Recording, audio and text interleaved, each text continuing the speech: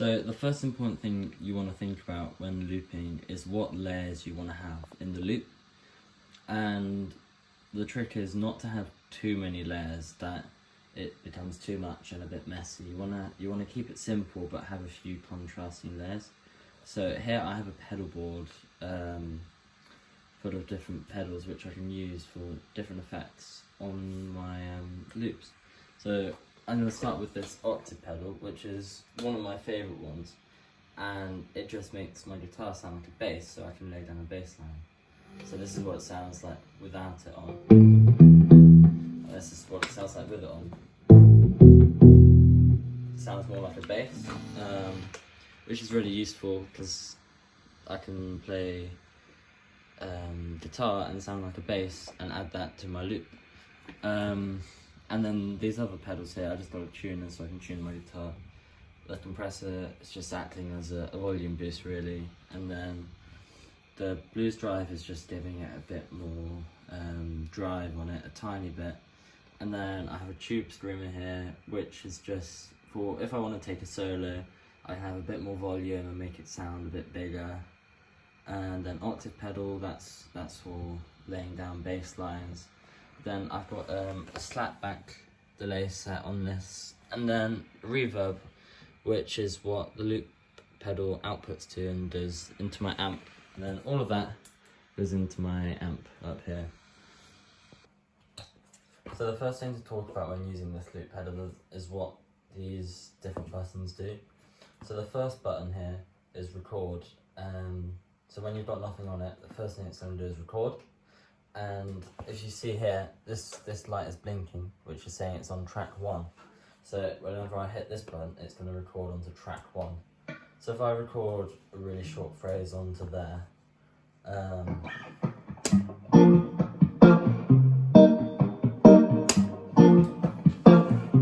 and see if I just hit it again, it will keep looping it around.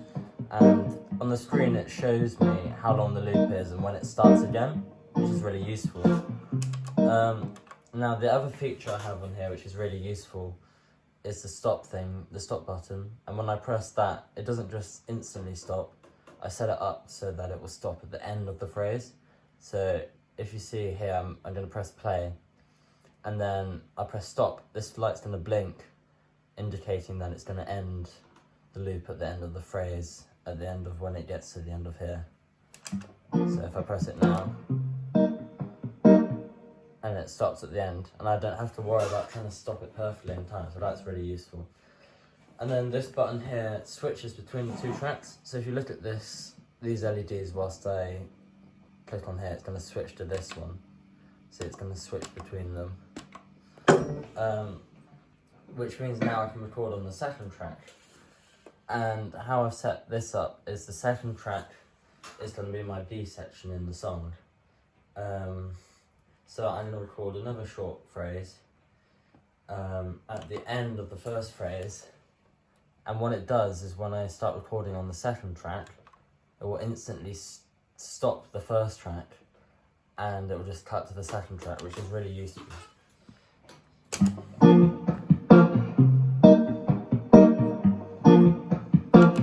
Second track.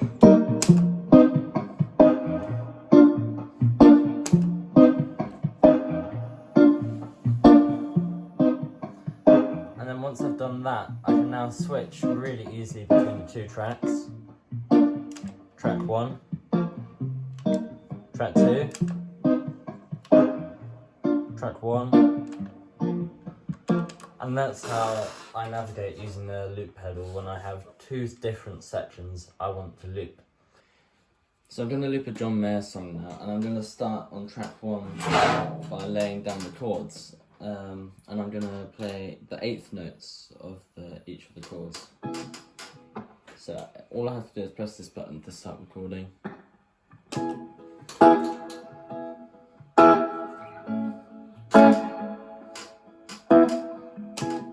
I'll press it again to stop the recording and keep it looping on. And now, once I've done that, I can use my octave pedal to play the bass line.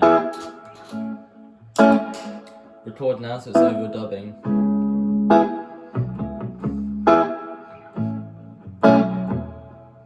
Now I'm going to stop the recording. Now once I've done that, I can play over that, and that's going to keep going around.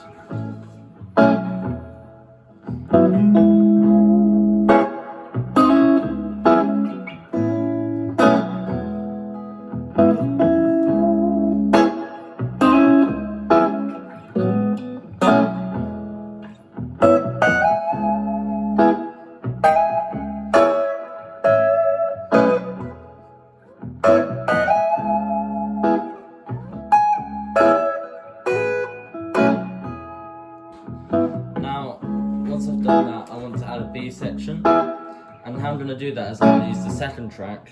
So I start by pressing the track select button, so now it's on the other track.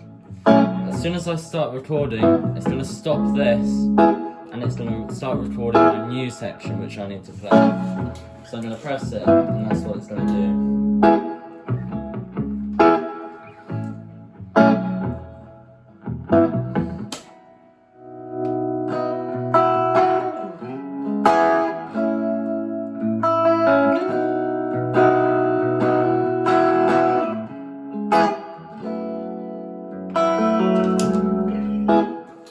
Then I switch back to my first track.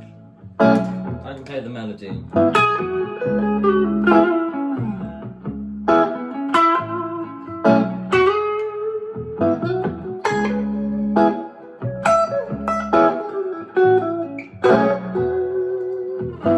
if I want to make it more interesting, I can add a solo.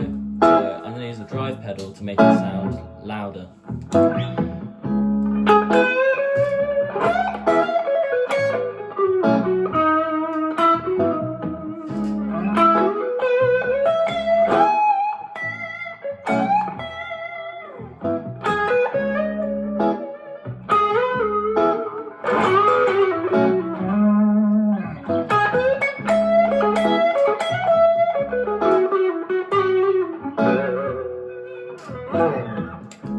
And to end it, if I just press stop, it will stop at the end of the phrase, and then I can play myself a little outro.